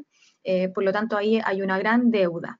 Sobre el caso particular de la amiga de este chico que hizo la pregunta, primero dejar a disposición todas las redes de OCAC, está en nuestra página web, www.ocac.cl, ahí están nuestros correos, están nuestras redes sociales, nosotros tenemos un equipo jurídico de abogadas que asesoran en casos de violencia, los tenemos completamente a disposición en estos casos en relación a qué es lo que se puede y quiere hacer. También recordemos que la denuncia es un derecho, no es un deber. Por lo tanto, si la persona no está preparada, no se siente segura, no va a haber tampoco una condena respecto a eso, pero sí acompañar y ir viendo los mecanismos de estrategia también para poder trabajar eso. En particular, si me estás escuchando o tu amiga también está escuchando, si le puedes decir, si nos quiere contactar es completamente en confidencialidad, y nuestro equipo de abogadas también va a estar a disposición para ayudarte y poder asesorarte en todo lo que necesites. ¿Qué se puede hacer en estos casos? En términos prácticos, hay muchos lugares para hacer denuncias, ¿ya? Personas que están ingresadas, que están como finalmente viviendo, ¿no es cierto?, con sus agresores. Hay muchos lugares para hacer denuncias, pero finalmente también tienen esta posibilidad de que muchas veces hacer una denuncia es un vía crucis, ¿no es cierto?, estos procesos. Y no queremos desconocer eso, no es como que no denuncia y va a estar bien porque está el canal. No, va a ser difícil. Entonces nosotras trabajamos también mucho con generar redes, la posibilidad de generar acciones en conjuntos colaborativas, no solamente para un consejo para la víctima, sino que también para quienes estamos alrededor. Si tú sabes que tu vecina sufre violencia, que una familiar, que una amiga, etcétera, es necesario mantener la conexión, es necesario mantenernos alerta ante estas situaciones y poder actuar.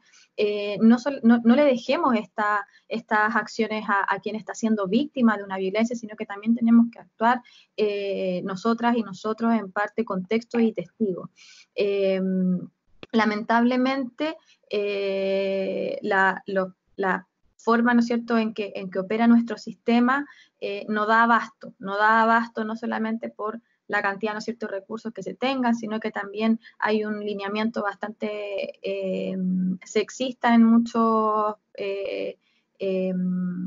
aparatos, ¿no es cierto?, el proceso de la denuncia, desde carabinero o carabineras, ¿no es cierto?, fiscalía y así sucesivamente.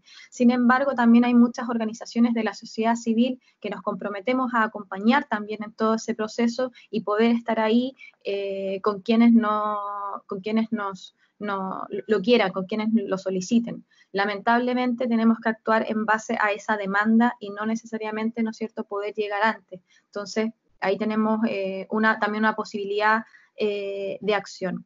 Sobre el plan preventivo, para la violencia de género, la verdad es que ahí, y tal como mencionaban anteriormente, ¿no es cierto?, en relación a las preguntas anteriores, es necesario, o sea, cómo entendamos las causas de la violencia de género es cómo vamos a actuar para prevenir, ¿ya? Hasta el momento las acciones gubernamentales están enfocadas en la acción posterior a su ejecución de la violencia de género. Lo que tenemos que hablar en un plan preventivo tiene que ver efectivamente con una educación no sexista. Y esto no va solamente en los centros, ¿no es cierto?, de educación formales, como pueden ser los colegios, institutos profesionales, las universidades. Tienen que ser con planes generales de acción, una educación no sexista para que los otros lugares de reproducción se reproduzcan en un parámetro de mayor igualdad, donde la salud se reproduzca con un parámetro de mayor igualdad, donde la familia se reproduzca con un parámetro de mayor igualdad, y así sucesivamente. No podemos hablar de una prevención en términos de las violencias de género si es que no atacamos la configuración de sentidos del sistema sexogénero que estamos imperando. Y para eso tenemos que educarnos de manera distinta. Por eso, tal como se preguntaba, ¿no es cierto?, anteriormente respecto a los hombres que ejercen violencia de género, es necesario mencionar también que el ejercicio de las violencias de género efectivamente, mayoritariamente son por hombres, pero cuando lo realizan mujeres son en lógicas también masculinas dentro de esta posición. Por lo tanto, tenemos que atacar esos sentidos, tenemos que atacar esas formas en las cuales estamos siendo criadas y criados, que tenemos que atacar, por ejemplo, cómo atacamos los sentidos en términos de la aporofobia, de la xenofobia, el racismo, las discriminaciones, ¿no es verdad?, que tienen sentido en un marco de género también. No a todas las personas migrantes se les discrimina de la misma forma, ¿no? Hay lamentablemente configuración del migrante y el extranjero, la migrante y la extranjero. Una es el enemigo, te viene a robar, y otra no, es que te aporta, ¿no? Entonces es necesario mirarla con un enfoque de género transversal considerando estos sistemas de reproducción, y para eso necesitamos cuestionar las bases de los sistemas. No podemos mirar el sistema de aquí para arriba, tenemos que mirar la base de reproducción. Eso. Gracias, María José. Carmen. Sí, yo quisiera partir por la consulta de David, ¿no? Porque estamos hablando de una persona concreta que él, por lo que entiendo, está pasando una situación bien difícil. Mira, David, yo creo que es muy difícil y es súper irresponsable dar recomendaciones generales, ¿no? Sin conocer bien las circunstancias que está viviendo la persona. Ya, yo te diría, depende si es adulta o menor de edad, depende en qué comuna vive, depende de cuáles son sus redes familiares. Por eso me parece que lo más acertado, más que decirle denuncie o no denuncie, ¿no?, es que pueda, y tal vez tú la podrías apoyar, yo también te puedo dejar mis datos, ¿no?, de poder vincularla en su territorio. Estos tienen que ser respuestas territorializadas, eso es súper importante en el contexto de la pandemia, ¿no? Por ejemplo, hay que ver con ella si es posible sacarla de la casa o si hay condiciones para sacar al agresor, pero eso tiene mucho que ver con las condiciones particulares. Entonces yo te diría, no me atrevería, ¿no?, a decirte que haga esto o lo otro, sino más bien en función de su realidad concreta. Sobre el tema de los medios de comunicación, yo la verdad he visto que han hecho un rol horroroso, ¿ah?, por ponerle algún adjetivo, ¿no?, hablando en términos de género. Primero, creo que el tema de género ha estado absolutamente ausente, salvo en una construcción simbólica que yo la encuentro bien peligrosa, ¿no?, y que es esto que el mostrar como mujeres heroicas, sacrificadas, que pelean por su comunidad, mucho argumento que apela más que a la solidaridad, a la caridad, ¿no? Yo creo que esas cosas son nefastas, no ayudan. Pero sobre todo me parece que la ausencia del tema de género, que a mi juicio también, a mí no me extraña nada, ¿no?, porque como estábamos hablando, aquí se expresan en la pandemia cuestiones previas y se agudizan. Los publicistas, los y las periodistas nunca han tenido formación de género, entonces miran la realidad desde los estereotipos, ¿no?, desde las construcciones más tradicionales, y eso es lo que reproducen. Incluso a veces con un poco de morbo. A mí me molesta mucho cómo se muestra el mundo popular, ¿no? Al mundo popular entran a las casas, entran a las camas, nunca he visto que hagan lo mismo con una familia de Las Condes, ¿no? Entonces creo que hay ahí sesgos, prejuicios, y que tiene que ver con lo que ya hablábamos de que no tienen elementos conceptuales, en fin, para poder abordar su profesión con otros ojos. Y sobre el tema del plan preventivo, mira, yo aquí sería bien práctica, ¿ah?, más que extenderme. Los movimientos feministas tienen cientos de propuestas por décadas sobre planes educativos, planes preventivos, intervenciones territoriales, mejoramientos que requiere el sistema de justicia, sobre temas legislativos.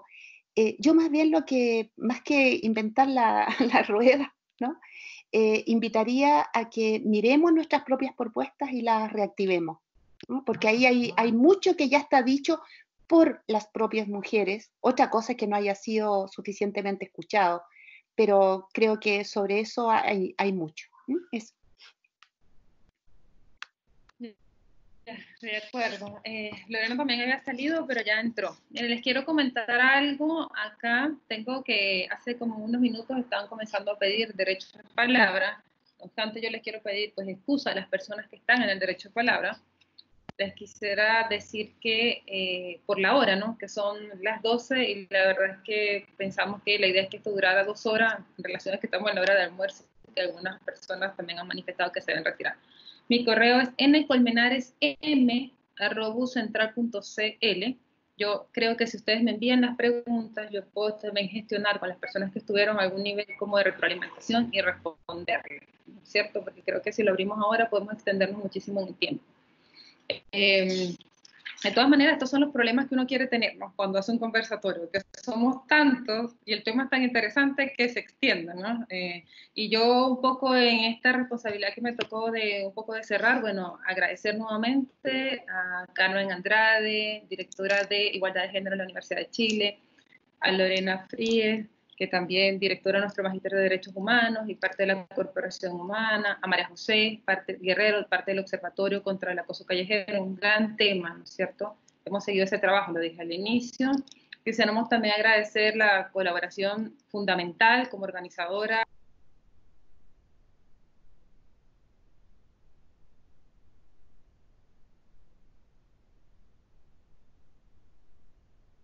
Profe, se le fue el audio, actívelo.